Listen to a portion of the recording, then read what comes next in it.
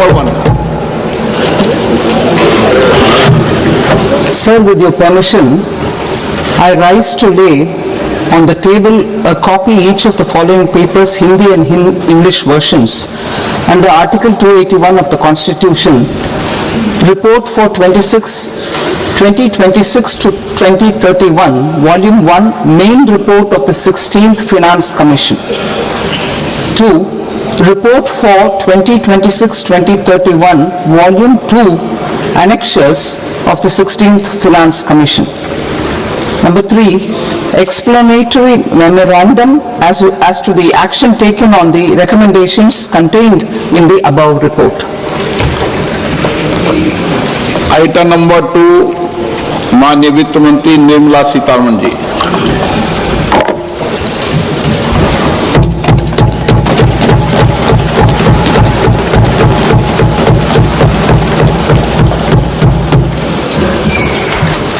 Honorable Speaker, sir, on the sacred occasion of Magh Purnima and the birth anniversary of Guru Ravidas, I present the budget for the year 2026-2027. Since we assumed office 12 years ago, India's economic trajectory has been marked by stability, fiscal discipline, sustained growth, and moderate inflation.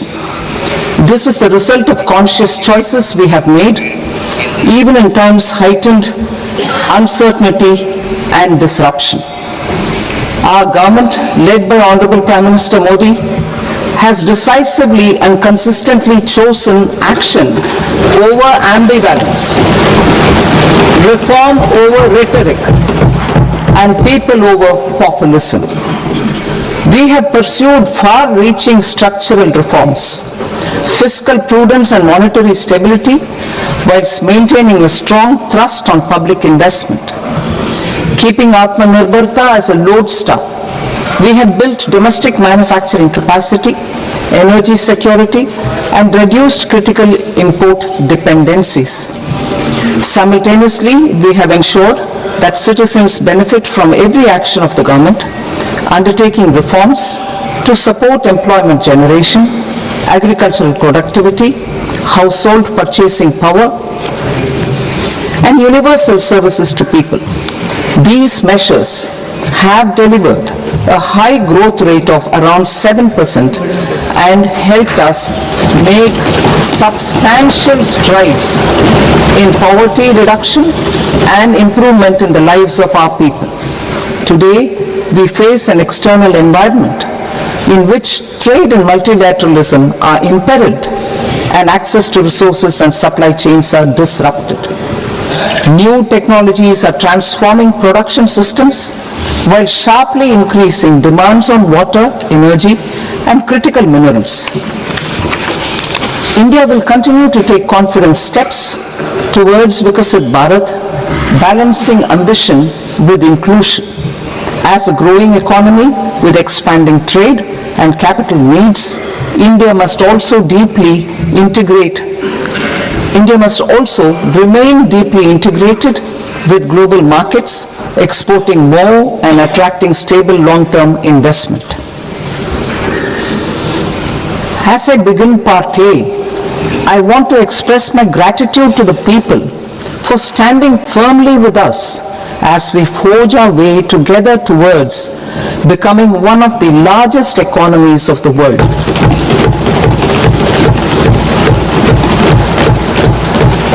Our aim is to transform aspiration into achievement and potential into performance as we ensure that the dividends of growth reach every farmer, the scheduled caste, the scheduled tribes, the nomads, the youth, the poor, and the women. In Vikasit Bharat Young Leaders Dialogue 2026, several innovative ideas were shared with our Prime Minister, which have inspired many of the proposals, making this a unique Yuva Shakti-driven budget. Our government's sankalp is to focus on our poor, underprivileged, and the disadvantaged. To deliver on this sankalp, and given that this is the first budget prepared in Kartavya Bhavan, we are inspired by three Kartavya. Our first Kartavya is to accelerate and sustain economic growth by enhancing productivity and competitiveness and building resilience to volatile global dynamics.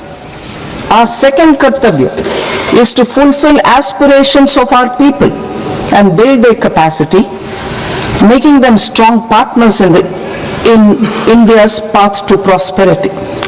Our third Kartavya, aligned with our vision of Sabka Saath, Sabka Vikas, is to ensure that every family, community, region, and sector has access to resources, amenities, and opportunities for meaningful participation. This threefold approach requires a supportive ecosystem. The first requirement is to sustain the momentum of structural reforms, continuous, adaptive, and forward-looking.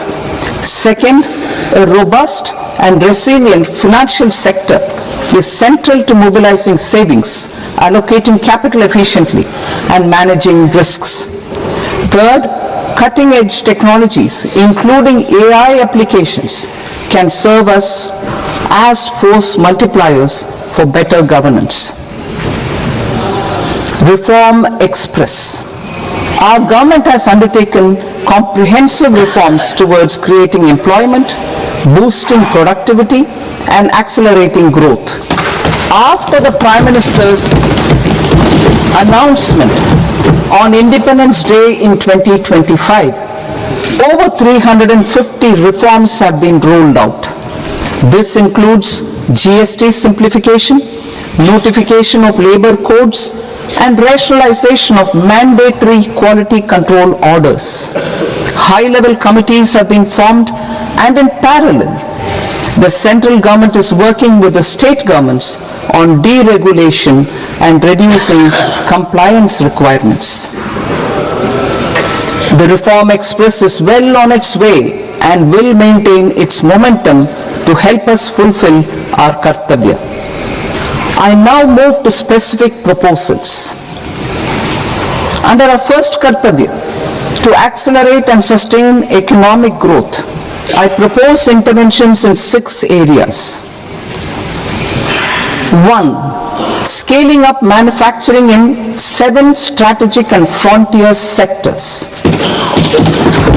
2. Rejuvenating legacy industrial sectors. 3.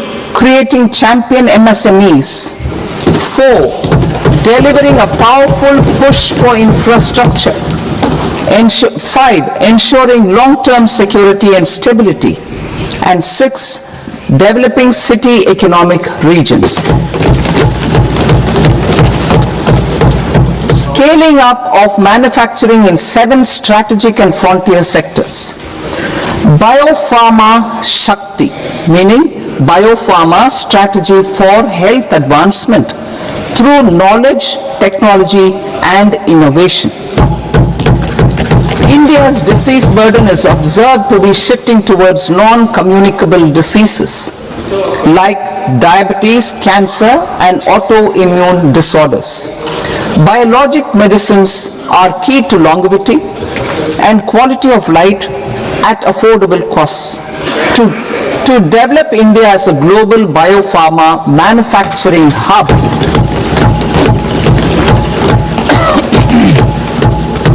I propose the Biopharma Shakti with an outlay of 10,000 crores over the next 5 years. This will build the ecosystem for domestic production of biologics and biosimilars. The strategy will include a biopharma-focused network with 3 new national institutes of pharmaceutical education and research, popularly known as NIPERS, and upgrading 7 existing ones. It will also create a network of 1,000 accredited India clinical trials sites We propose to strengthen the Central Drug Standard Control Organization to meet global standards and approve timeframes through and approval timeframes through a dedicated scientific review cadre and specialists. India's Semiconductor Mission 1.0 expanded India's semiconductor sector capabilities. Building on this, we will launch ISM 2.0 to produce equipment and materials, design full-stack Indian IP, and fortify supply chains. We will also focus on industry-led research and training centers to develop technology and skilled workforce. The Electronics Components Manufacturing Scheme, launched in April 2025 with an outlay of 22,919 crores, already has investment commitments at double the targets. We propose to increase the outlay to 40,000 crores to capitalize on this momentum.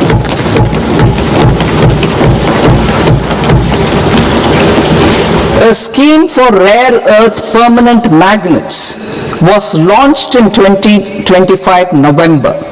We now propose to support the mineral-rich states of Odisha, Kerala, Andhra Pradesh and Tamil Nadu to establish dedicated rare earth corridors to promote mining, processing, research and manufacturing.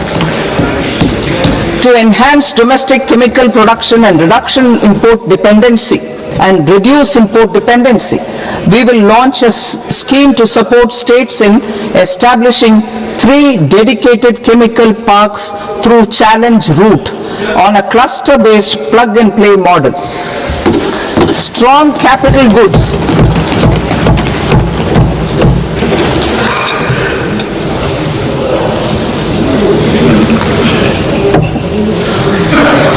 Strong capital goods capability is a determinant of productivity and quality across different sectors. Towards building this capacity, I propose the following. High-tech tool rooms will be established by central public sector enterprises at 2 locations as digitally enabled automated service bureaus that locally design, test and manufacture high-precision components at scale and at lower cost. 2. A scheme for enhancement of construction and infrastructure equipments will be introduced to strengthen domestic manufacturing of high value and technologically advanced CIE. This can range from lifts in a multi-storied apartment or firefighting equipment in multiplexes, large or small, and to tunnel boring equipments for building metros and high-altitude roads. I also propose a scheme for container manufacturing to create a globally competitive container manufacturing ecosystem with a budgetary allocation of 10,000 crores over a 5-year period. For the labor-intensive textile sector, I propose an integrated program with 5 subparts. 1. The National Fiber Scheme for self-reliance in natural fibers such as silk, wool and jute, man-made fibers and new-age fibers. Textile expansion and employment scheme to modernize traditional clusters with capital support for machinery, technology upgradation and common testing and certification centers. 3. The National Handloom and Handicraft Program to integrate and strengthen existing schemes and ensure targeted support for weavers and artisans. Tex Eco Initiative to promote globally competitive and sustainable textiles and apparels. Samarth 2.0 to modernize the upgrade the textile skilling ecosystem through collaboration with industry and academic institutions. Further, I propose to set up mega textile parks in challenge mode They can also focus on bringing value addition to technical textiles. I propose to launch the Mahatma Gandhi Gram Swaraj initiative to strengthen khadi, handloom and handicrafts. This will help in global market linkage and branding. It will streamline and support training, skilling, quality of process and production. This will benefit our weavers, village industries, One District, One Product ODOP initiative and also our rural youth. India has the potential to emerge as a global hub for high-quality, affordable sports goods. I propose a dedicated initiative for sports goods that will promote manufacturing, research, and innovation in equipment design as well as material sciences. Rejuvenation of legacy industrial clusters. I propose to introduce a scheme to revive 200 legacy industrial clusters to improve their cost competitiveness and efficiency through infrastructure and technology upgradation. Creating champion SMEs and supporting micro enterprises. Recognizing MSMEs as a vital engine of growth, I propose a three-pronged approach to help them grow as champions. Equity support. I propose to introduce a dedicated 10,000 crores SME growth fund to create future champions, incentivizing enterprises based on select criteria.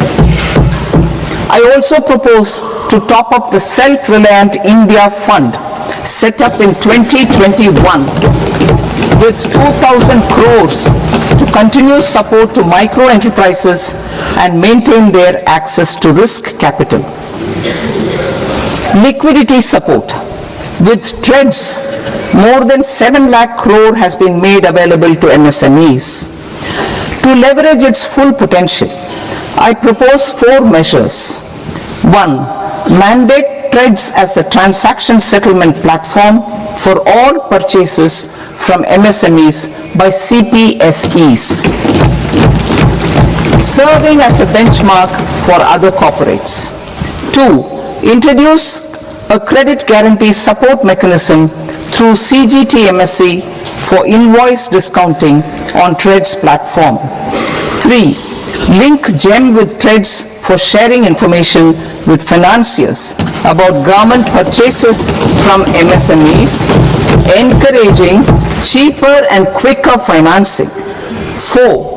Introduce TREDS receivables as asset-backed securities, helping develop a secondary market, enhancing liquidity and settlement of transactions.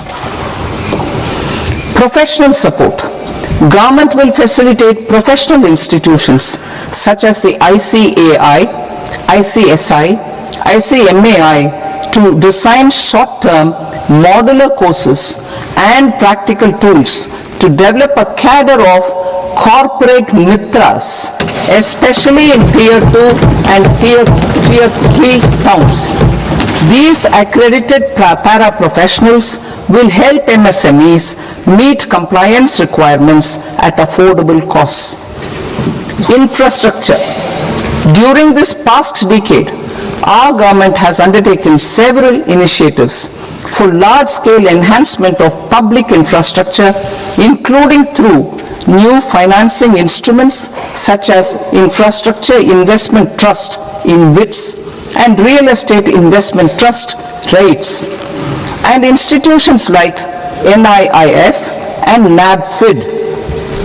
We shall continue to focus on developing infrastructure in cities with over 5 lakh population, that is Tier 2, Tier 3 cities, which have expanded to become growth centers.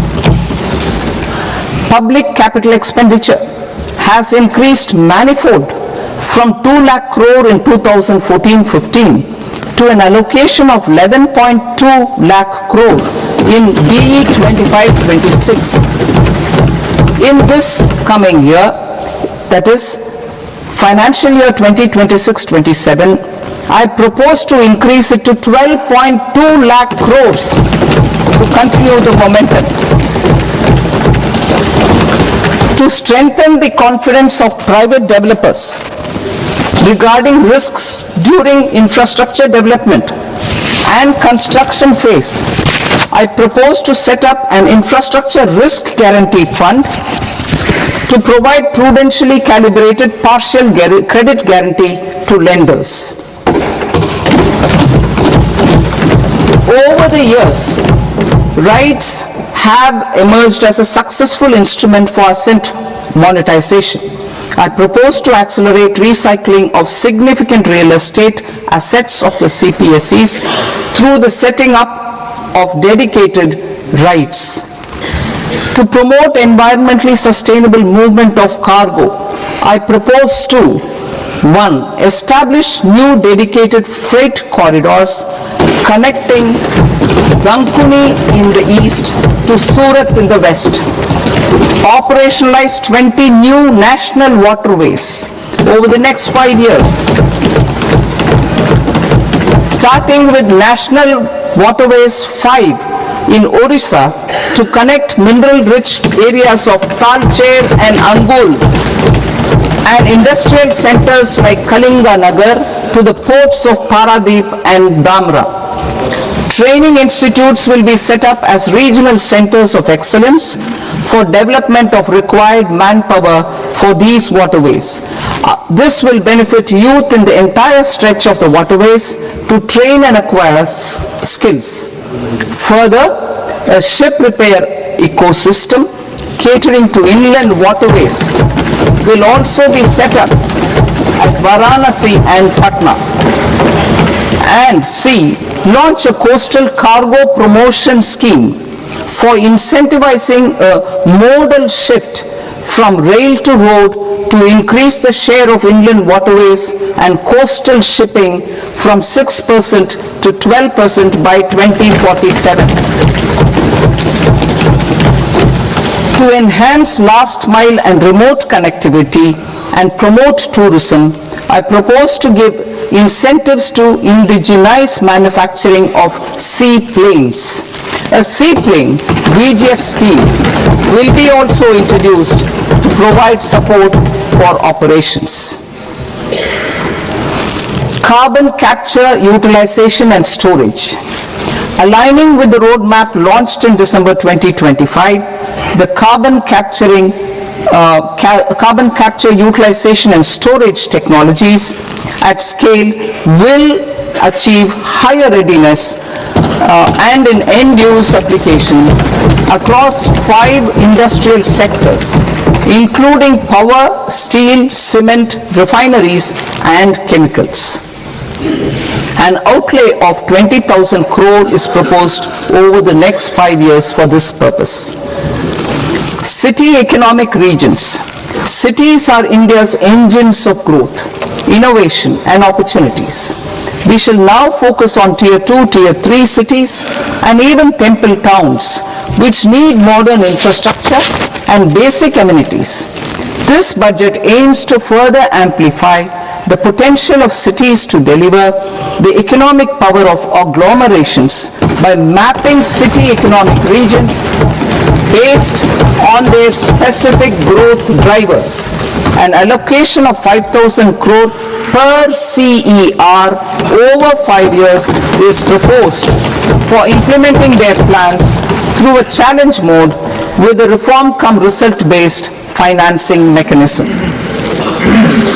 In order to promote environmentally sustainable passenger systems, we will develop 7 high-speed rail corridors between cities as growth connectors, namely Mumbai to Pune, Pune to Hyderabad, Hyderabad to Bengaluru, Hyderabad to Chennai, Chennai to Bengaluru, Delhi to Varanasi, Varanasi to Siliguri.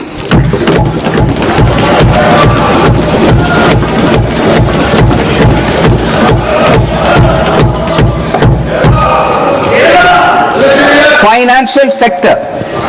The Indian banking sector today is characterized by strong balance sheet, historic highs in profitability, improved asset quality, and coverage exceeding 98% of villages in the country. At this juncture, we are well placed to futuristically evaluate the measures needed to continue on the path of reform-led growth of this sector.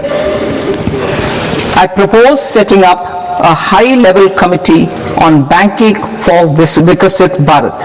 High-level committee on banking for Vikasit Bharat to comprehensively review the sector and align it with India's next phase of growth while safeguarding financial stability, inclusion, and consumer protection. The vision for NBFCs for Vikasit Bharat has been outlined with clear targets for credit disbursement and technology adoption in order to achieve scale and improve efficiency in the public sector NBFCs. As a first step, it is proposed to restructure the Power Finance Corporation and Rural Electrification Corporation. I propose a comprehensive review of the foreign exchange management non-debt instruments rules to create a more contemporary, user-friendly framework for foreign investments consistent with India's evolving economic priorities. Corporate bond market. I propose to introduce a market-making framework with suitable access to funds and derivatives on corporate bond indices. I also propose to introduce total return swaps on corporate bonds. Municipal bonds. To encourage the issuance of municipal bonds of higher value by larger cities, I propose an incentive of 100 crore rupees for a single bond issuance. 100 crore rupees for a single bond issuance of more than 1,000 crore. The current scheme under Amrit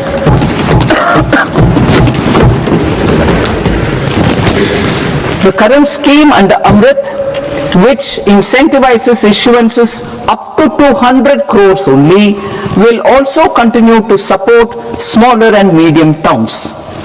That will also continue to support the smaller and medium towns. Ease of doing business. Individual persons resident outside India, PROI, will be permitted to invest in equity instruments of listed Indian companies through the portfolio investment scheme. It is also proposed to increase the investment limit for an individual PROI under the scheme from 5% to 10% with an overall investment limit for all individual PROIs to 24% from the current 10%. Emerging technologies including AI. 21st century is technology driven. Adoption of technology is for the benefit of all people. Farmers in the field, women in STEM, youth keen to upskill, and Divyangjan to access newer opportunities. The government has taken several steps to support new technologies through AI Mission, National Quantum Mission, Anusandhan National Research Fund, and Research and Development and Innovation Fund. Our second kartavya is to fulfill aspirations and build capacities. Close to 25 crore individuals have come out of multi-dimensional poverty through a decade of our government's sustained and reform-oriented efforts.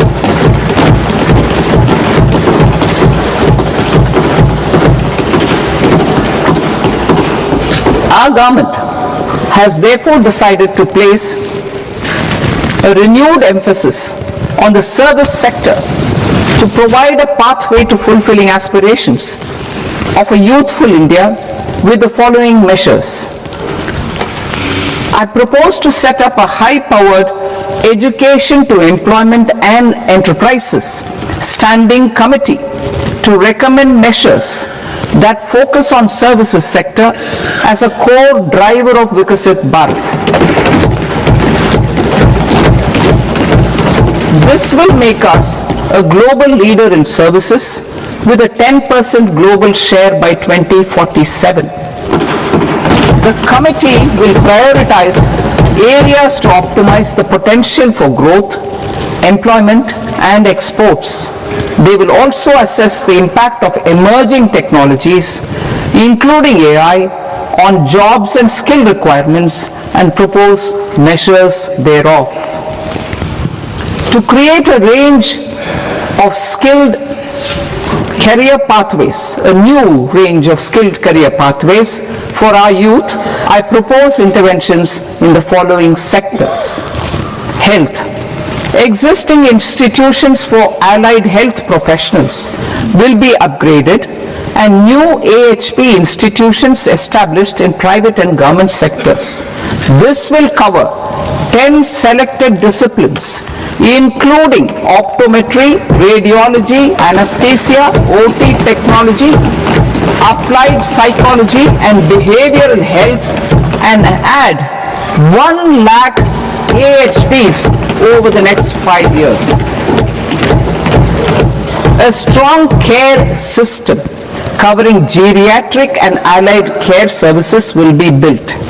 A variety of NSQF-aligned programs will be developed to train multi-skilled caregivers, combining core care and allied skills such as wellness, yoga, and operation of medical assistive devices.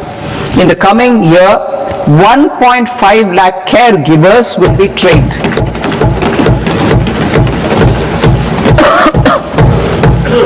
Hubs for medical value tourism.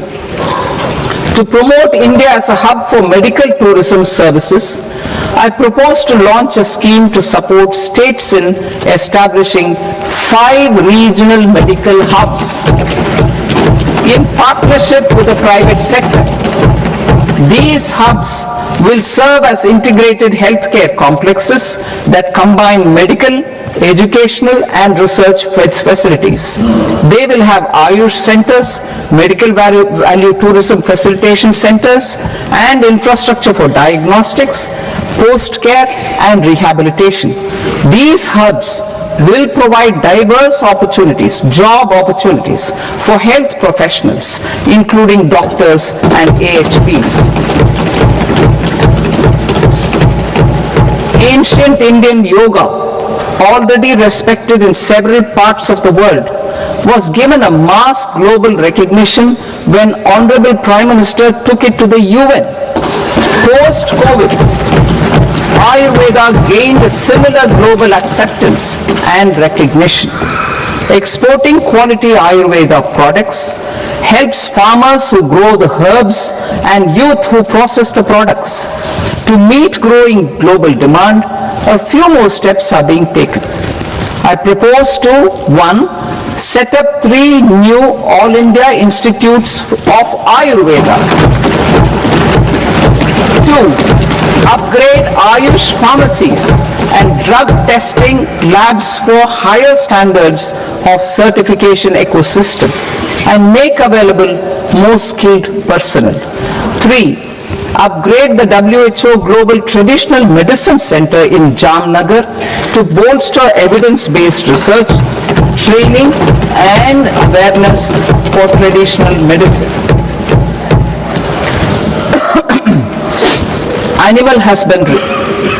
Livestock contributes to close to 16% of farm income, including of poor and marginal households.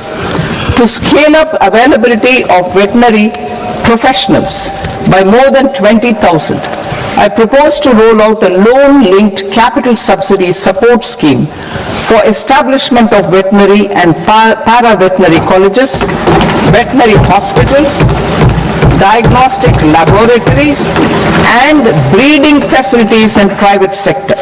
Collaboration between Indian and foreign institutions will also be facilitated.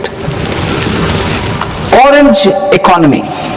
India's animation, visual effects, gaming and comics sector, ABGC sector, is a growing industry projected to require 2 million professionals by 2030.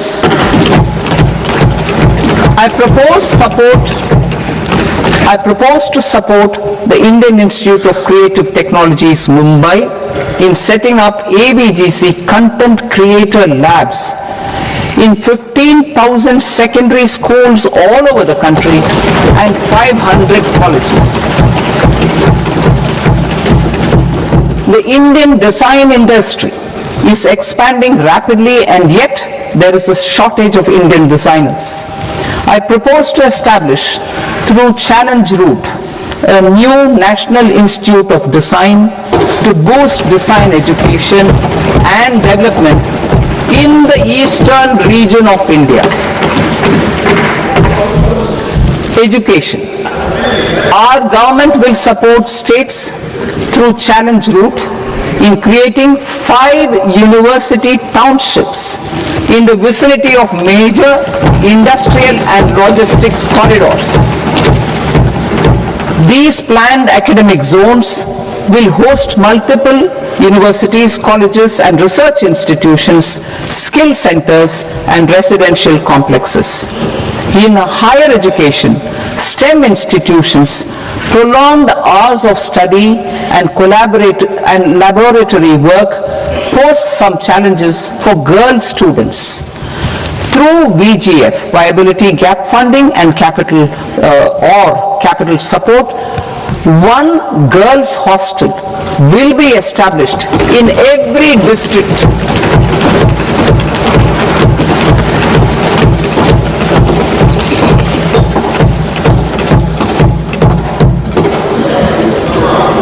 To promote astrophysics and astronomy via immersive experiences. 4 telescope infrastructure facilities will be set up or upgraded. The National Large Solar Telescope, the National Large Optical Infrared Telescope, the Himalayan Chandra Telescope and the Cosmos 2 Planetarium. Tourism. The tourism sector has the potential to play a large role in the employment generation, forex earnings, and expanding the local economy. I propose to set up a National Institute of Hospitality by upgrading the existing National Council for Hotel Management and Catering Technology. It will function as a bridge between academia, industry, and government. I also propose a pilot scheme for upskilling 10,000 guides in 20 iconic tourist sites through a standardized, high-quality, 12-week training course in hybrid mode in collaboration with the Indian Institute of Management. A national destination digital knowledge grid will be established to digitally document all places of significance, cultural, spiritual, and heritage. This initiative will create a new ecosystem of jobs for local researchers, historians, content creators, and technology partners. India has the potential and opportunity to offer world-class trekking and hiking experience. We will develop ecologically sustainable mountain trails in Himachal Pradesh, Uttarakhand and Jammu Kashmir. Also in Araku Valley in the Eastern Ghats and Podigai Malai in the Western Ghats. Turtle trails along key nesting sites in the coastal areas of Odisha, Karnataka and Kerala. And 3 bird watching trails along the Pulikat Lake in Andhra Pradesh, Tamil Nadu. It's on the border. Under the visionary leadership of Honorable Prime Minister, we established the International Big Cat Cat Alliance in 2024.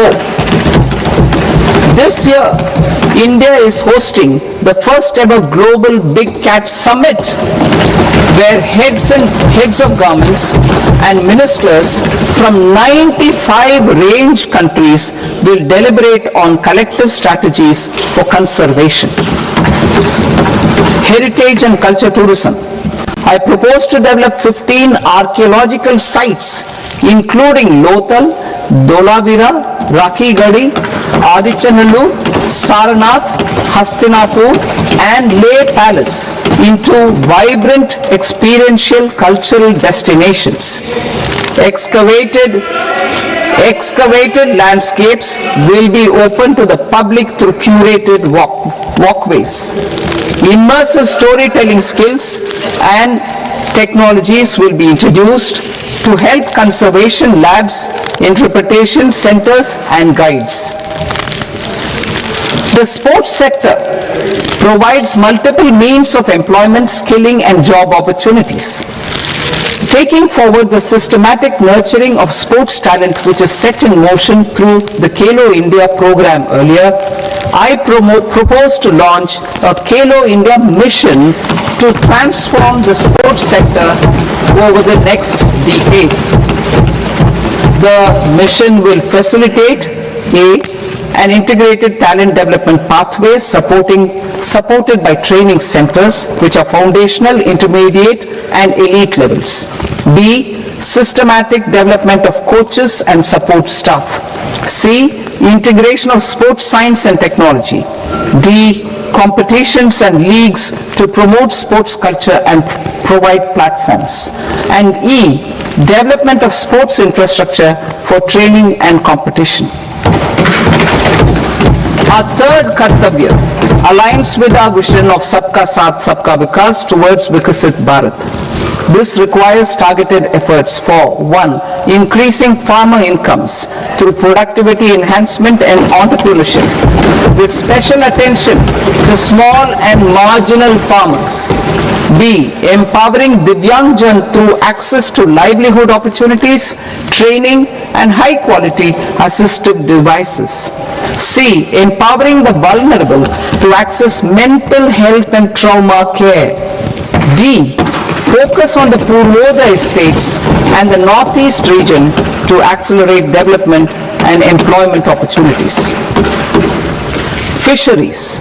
We will undertake initiatives for integrated development of 500 reservoirs and Amrit Sarovars. 2. Strengthen the fisheries value chain in coastal areas and enable market linkages involving startups and women-led groups together with fish farmer producer organizations. Animal husbandry. To provide quality employment opportunities in rural and peri-urban areas, we will support the animal husbandry sector in entrepreneurship development through A credit-linked subsidy program, B. Scaling up and modernization of livestock enterprises, C. Enhanced creation of livestock, dairy and poultry,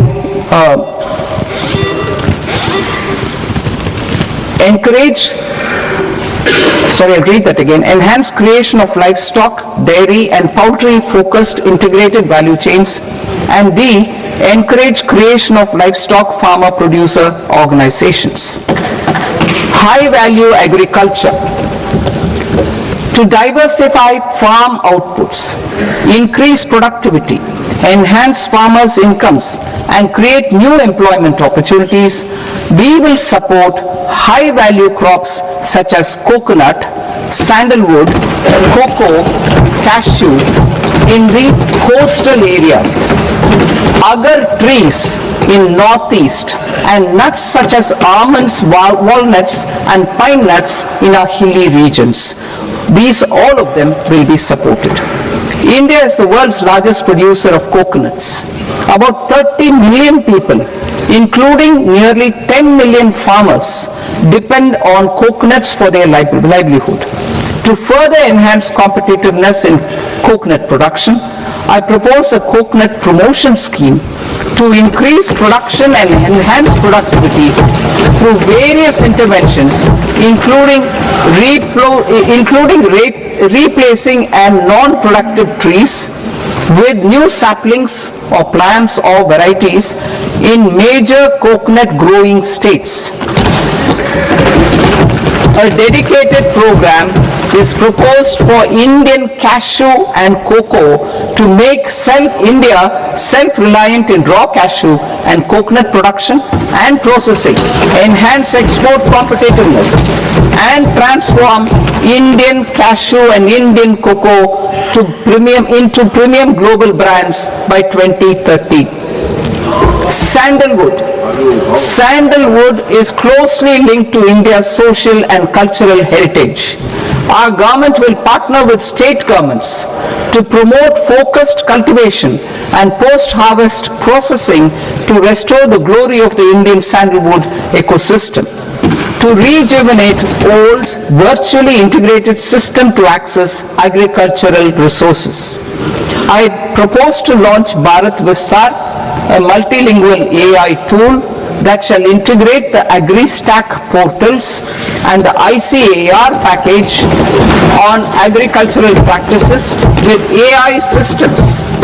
This will enhance farm productivity, enable better decisions for farmers, and reduce risk by providing customized advisory support. She Marts for rural women-led enterprises. Building on the success of Lakpati Didi program, I propose to help women take the next step from credit-linked livelihoods to being owners of enterprises. Self-help entrepreneur, She Marts will be set up as community-owned retail outlets within the cluster-level federations through enhanced and innovative financing instruments. Empowering Divyangjan. Divyangjan Kaushal Yojana. Information technology, AVGC sectors, hospitality and food and beverages sectors often offer task-oriented and process-driven roles which are suitable for Divyangjan. We will ensure dignified livelihood opportunities through industry-relevant and customized training specific to each Divyangjan group. Divyang Sahara Yojana. Timely access to high-quality assistive devices for all eligible Divyangjan is a fundamental need. I propose to 1. Support the Artificial Limbs Manufacturing Corporation of India, Alinco, to set up and to scale up production of assistive devices, invest in R&D and AI integration, strengthen PM Divyasha Kendras, and support setting up of assistive technology marts as modern retail style centers where Divyangjan and senior citizens can see, try and purchase assistive products. Reaffirming our commitment to mental health and trauma care. There are no national institutes for mental health care in North India. We will therefore set up a NIMHANS 2 and also upgrade national mental health institutes in Ranchi and in Tezpur as regional apex institutions. Emergencies expose families, particularly the poor and vulnerable, to unexpected expenditure. We will strengthen and increase these capacities by 50% in district hospitals by establishing emergency and trauma care centers. Focus on Purvodaya states and northeastern regions. Purvodaya. I propose the development of an integrated East Coast industrial corridor with a well-connected node at Durgapur, creation of 5 tourism destinations in 5 Purvodaya states, and the provision of 4,000 e-buses. Buddhist sites in northeastern region. The northeastern region is a civilizational confluence of Theravada and Mahayana or Vajrayana traditions. I propose to launch a scheme for development of Buddhist circuits in Arunachal Pradesh, Sikkim, Assam, Manipur, Mizoram and Tripura. The scheme will cover preservation of temples and monasteries, pilgrimage interpretation centers, connectivity and pilgrim amenities. 16th Finance Commission. On 17th November 2025, the 16th Finance Commission submitted its report to the President. As mandated under Article 281 of the Constitution, the government is to lay the report along with the explanatory memorandum on the action taken report on the recommendations of the Commission in Parliament, which, Sir, Honourable Speaker, you have allowed me to do at the commencement of this session. The government has accepted the recommendation of the Commission to retain the vertical share of devolution at 41%. As recommended by the Commission, I have provided 1.4 lakh crores of rupees to the states for the year 2026-2027 as Finance Commission grants. These include rural and urban local body and disaster management grants. Fiscal consolidation. Government has been delivering on our fiscal commitments consistently without compromising on social needs. To strive towards accepted standards of fiscal management in Budget 25-26, I had indicated that the central government would target reaching a debt to GDP ratio of 50 plus or minus 1% by 2030-31. In line with this, the debt to GDP ratio is estimated to be 55.6% of GDP in BE 26-27 compared to 56.1% of GDP in RE 25-26. A declining debt to GDP ratio will gradually free up resources for priority sector lending and expenditure by reducing the outgo on interest payments. One of the main operational instruments for debt targeting is the fiscal deficit. I am happy to inform this august House that I fulfilled my commitment made in 2021-2022 to reduce fiscal deficit below 4.5% of GDP by 25-26. In RE 25-26, the fiscal deficit has been estimated at par with BE of 2025-26 at 4.4% of GDP. In line with the new fiscal prudence path of debt consolidation, the fiscal deficit in BE 26-27 is estimated to be 4.3% of the GDP.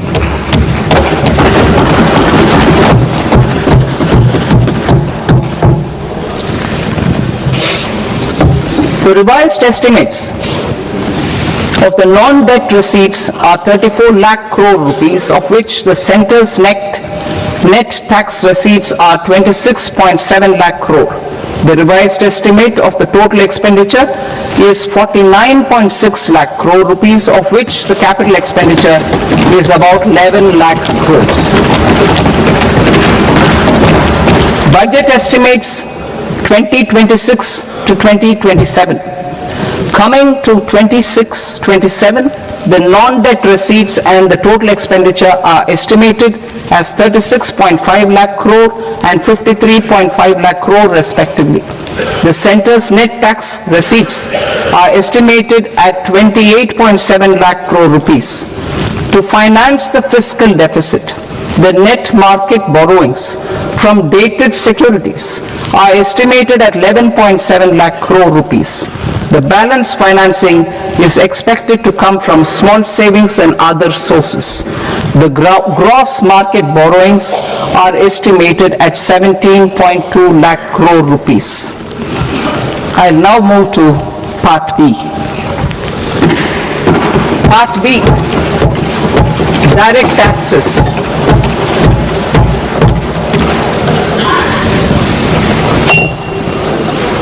Honorable Speaker, sir, I now present my proposals on direct taxes.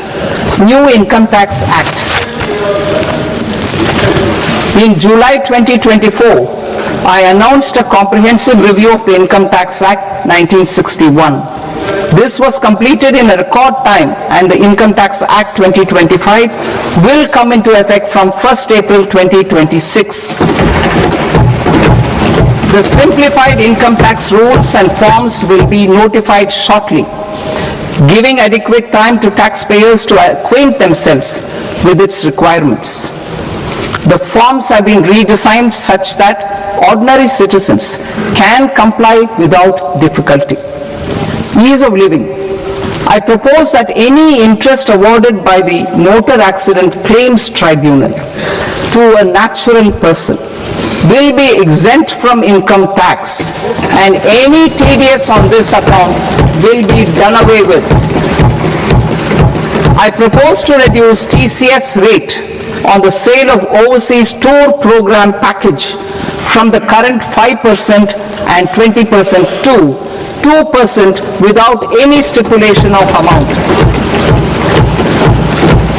I propose to reduce TCS rate for pursuing education and for medical purposes under the Liberalized Remittance Scheme, popularly known as LRS, from 5% to 2%. Supply of manpower services is proposed to be specifically brought within the ambit of payment to contractors for the purpose of TDS to avoid ambiguity. Thus, TDS on these services will be at the rate of either 1% or 2% only.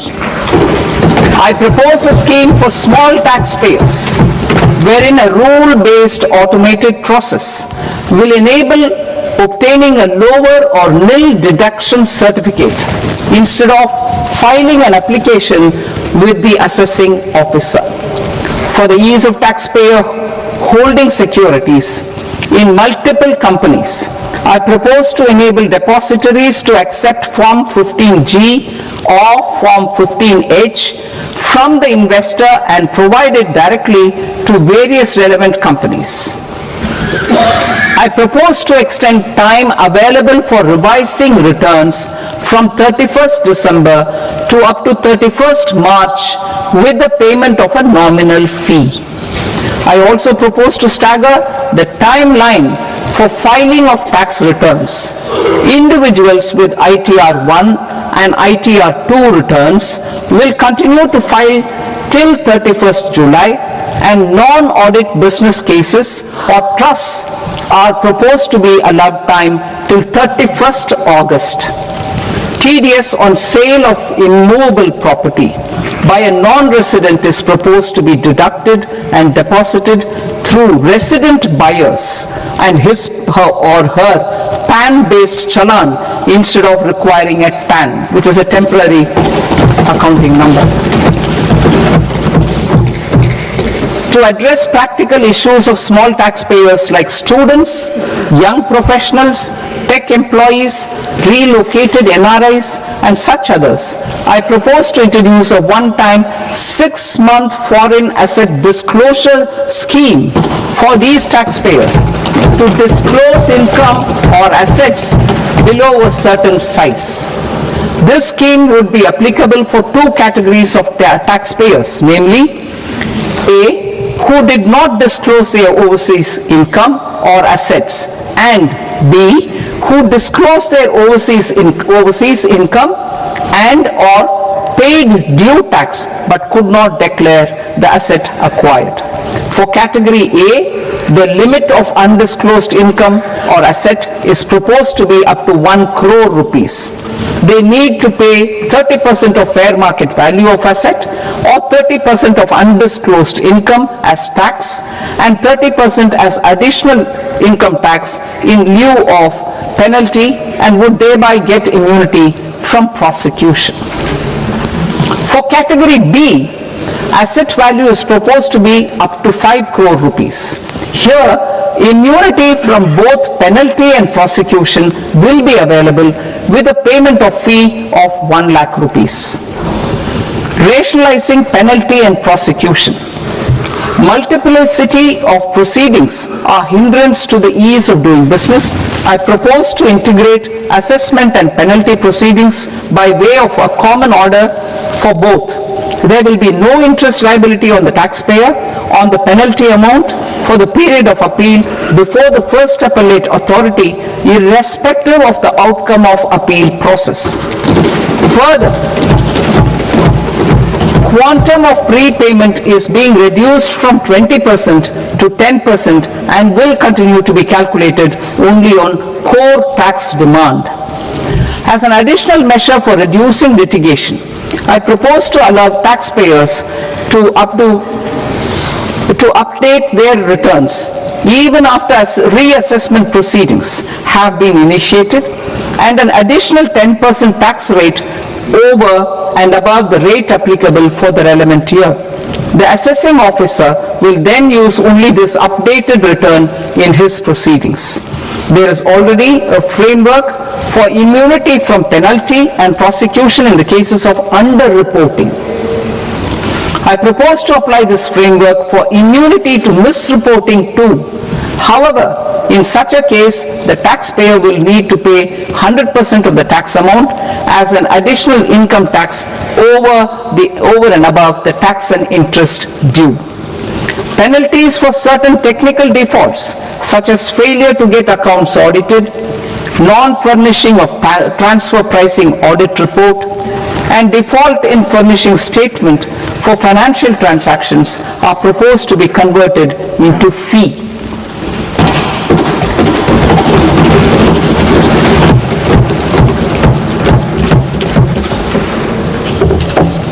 I propose to rationalize prosecution framework under Income Tax Act while maintaining a careful balance for deterrence in some serious offence. Non-production of books of account and documents and requirement of tedious payment where payment is made in kind are being decriminalized.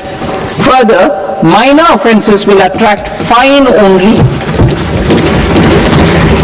The remaining prosecutions will be graded commensurate with the quantum of offence. They will entail only simple imprisonment with maximum imprisonment reduced to 2 years and power to courts to convert even those into fines. There is no penalty. There is no penalty presently for non-disclosure of non-immovable foreign assets with aggregate value less than 20 lakh rupees.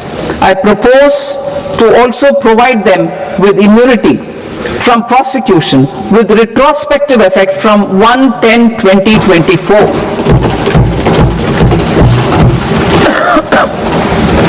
Cooperatives. Deduction is already allowed to a primary cooperative society engaged in supplying milk, oilseeds, fruits or vegetables raised or grown by its members. I propose to extend this deduction to also include supply of cattle feed and cotton seed produced by its members. I propose to allow inter-cooperative society dividend income as deduction under the new tax regime to the extent it is further distributed to its members. I further propose to allow exemption for a period of 3 years to dividend income received by a notified national cooperative federation on their investments made in companies up to 31/1/2026. This exemption would be allowed only for dividends further distributed to its member cooperatives. Supporting IT sector as India's growth engine. India is a global leader in software development services, IT-enabled services, knowledge process outsourcing services, and contract R&D services relating to software development. These businesses and their segments are quite interconnected with each other. All these services are proposed to be clubbed under a single category of information technology services with a common safe harbor margin of 15.5% applicable to all. The threshold for availing safe harbor for IT services is being enhanced substantially from 300 crore rupees to 2,000 crore rupees. Safe harbor for IT services shall be approved by an automated rule-driven process without any need for tax officer to examine and accept the application. Once applied by an IT services company, the same safe harbor can be continued for a period of 5 years at a stretch at its choice. For IT services companies who want to conclude advanced pricing agreement, APA, I propose to fast-track unilateral APA process for IT services and endeavor to conclude it within a period of 2 years. The period of 2 years can be extended by a further period of 6 months on taxpayers' request. I propose to extend the facility of modified returns available to the entity entering APA to its associated entities also. Attracting global business and investment. Recognizing the need to enable critical infrastructure and boost investment in data centers, I propose to provide tax holiday till 2047 to any foreign company that provides cloud services to customers globally by using data center services from India. It will, however, need to provide services to Indian customers through an Indian reseller entity. I also propose to provide a safe harbor of 15% on cost in case the company providing data center services from India is a related entity. To harness the efficiency of just-in-time logistics for electronic manufacturing, I propose to provide safe harbor to non-residents for component warehousing in a bonded warehouse at a profit margin of 2% of the invoice value. The resultant tax of about 0.7% will be much slower than in competing jurisdictions. To provide fillip to toll manufacturing in India, I propose to provide exemption from income tax for 5 years to any non-resident who provides capital goods, equipment or tooling to any toll manufacturer in a bonded zone. To encourage vast pool of global talent to work in India for a longer period of time, I propose to provide exemption to global, non-India sourced income of a non-resident expert for a stay period of 5 years under notified schemes. I propose to provide exemption from minimum alternate tax, the MAT, to all non-residents who pay tax on presumptive basis. Tax administration. I propose to constitute a joint committee of Ministry of Corporate Affairs and Central Board of Direct Taxes for incorporating the requirements of income computation and disclosure standards, the ICDS, in the Indian Accounting Standards Ind AS itself. Separate accounting requirement based on ICDS will be done away with from the tax year 27-28. To support Prime Minister Modi's vision of homegrown accounting and advisory firms to become global leaders, I propose to rationalize the definition of accountant for the purposes of safe harbor rules. Other tax proposals. Change in taxation of buyback was brought in to address the improper use of buyback route by promoters. In the interest of minority shareholders, I propose to tax buyback for all types of shareholders as capital gains. However,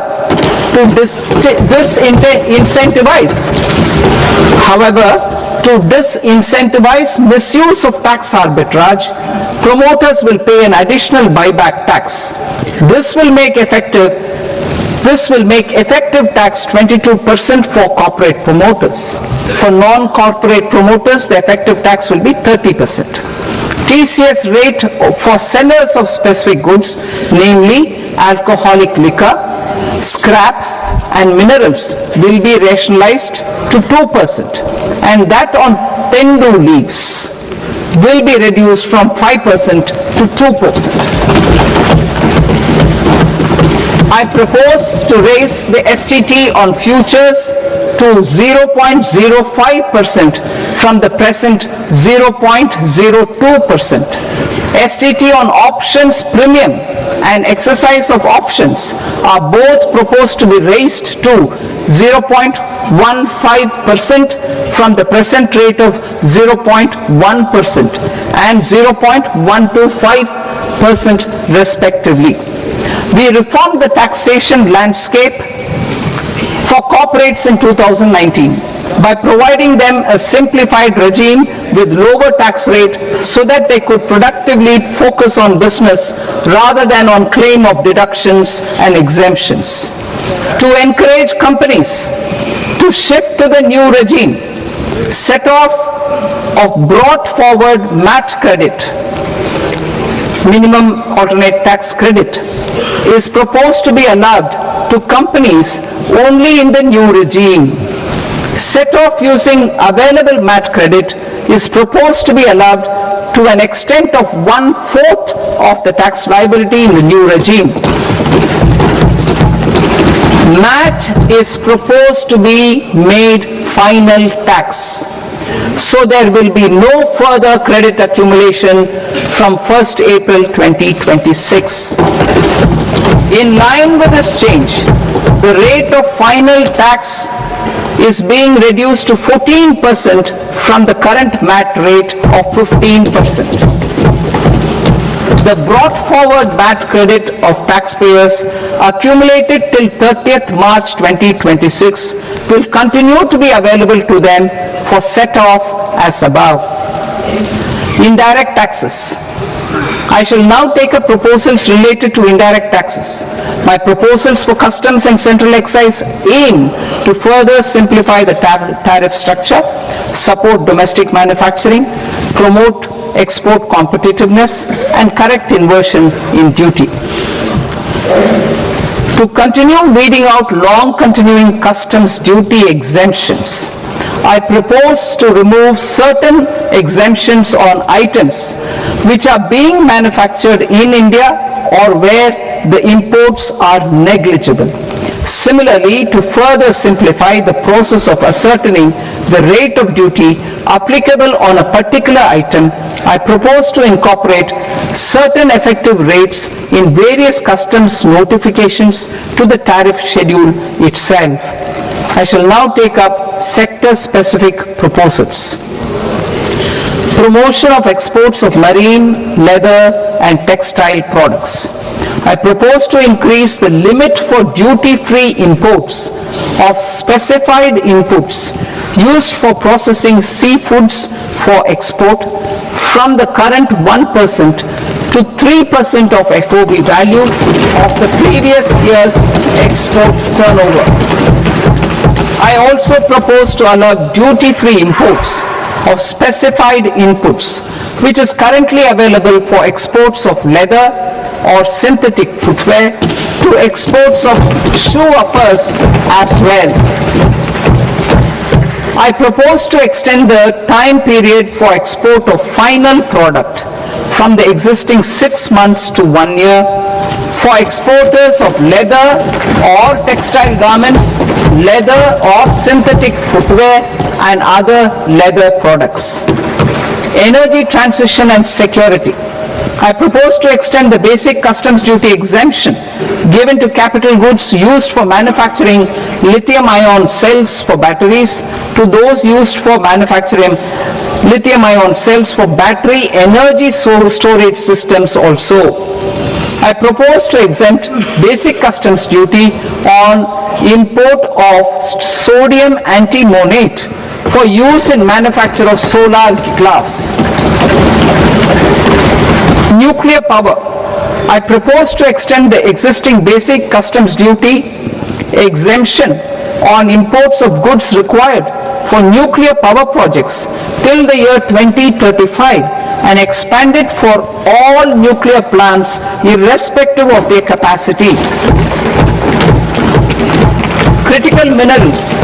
It is proposed to provide basic customs duty exemption to the import of capital goods required for the processing of critical minerals in India. Biogas blended CNG. I propose to exclude the entire value of biogas while calculating the central excise duty payable on biogas blended CNG. Civil and defense aviation. I propose to exempt basic customs duty on components and parts required for the manufacture of civilian training and other aircrafts. It is proposed to exempt basic customs duty on raw materials imported for the manufacture of parts of aircraft to be used in maintenance, repair, or overall requirements by units in the defense sector. Electronics. To deepen value addition in the consumer electronics sector, I propose to exempt basic customs duty on specified parts used in the manufacture of microwave ovens. Special economic zone. To address the concerns arising about utilization of capacity by manufacturing units in the special economic zones due to global trade disruptions, I propose as a special one-time measure to facilitate sales by eligible manufacturing units in SEZs to the domestic tariff area at concessional rates of duty. The quantity of such sales will be limited to a prescribed proportion of their exports. Necessary regulatory changes will be undertaken to operationalize the measures while ensuring level playing field for the units working in the DTA. Ease of living.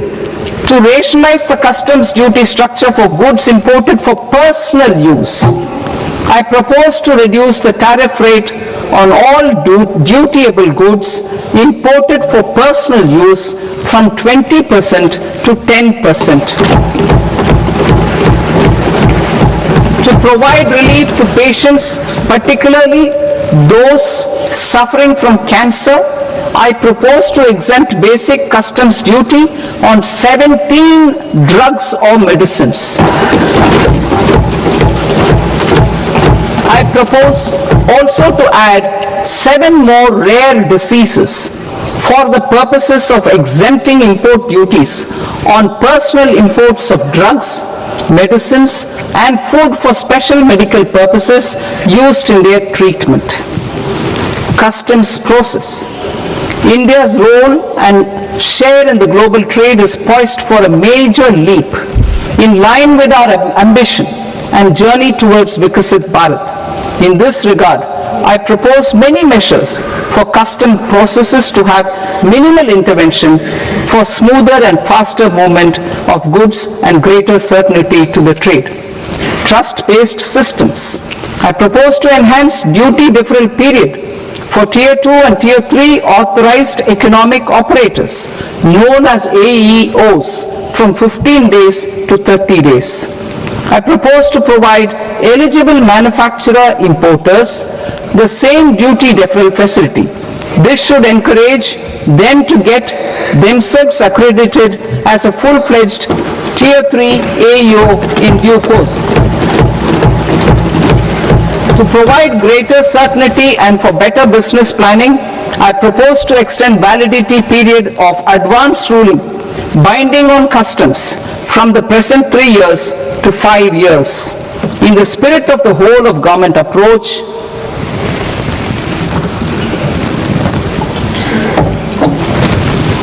government agencies will be encouraged to leverage AEO accreditation for preferential treatment in clearing their cargo. Regular importers with trusted long-standing supply chains will be recognized in the risk system so that the need for verification of their cargo every time can be minimized. Export cargo using electronic sealing. Export cargo using electronic sealing will be provided through clearance from the factory premises to the ship. For import of goods not needing any compliance, filing of bill of entry by a trusted importer and arrival of goods will automatically notify customs for completing their clearance formalities. This will enable goods to be released immediately on arrival. The customs warehouse framework will be transformed into a warehouse operator-centric system with a self-declarations, electronic tracking, and risk-based audit. These reforms will move away from the current system of officer-dependent approvals and reduce transaction delays and compliance costs. Ease of doing business. Approvals required for cargo clearance from various government agencies will be seamlessly processed through a single and interconnected digital window by the end of the financial year. Processes involved in clearance of food, drugs, plant and animal and wildlife products, accounting for about 70% of interdicted cargo, will be operationalized on this system by April 2026 itself. For goods not having any compliance requirement, clearance will be done by customs immediately after online registration is completed by the importer, subject to the payment of duty.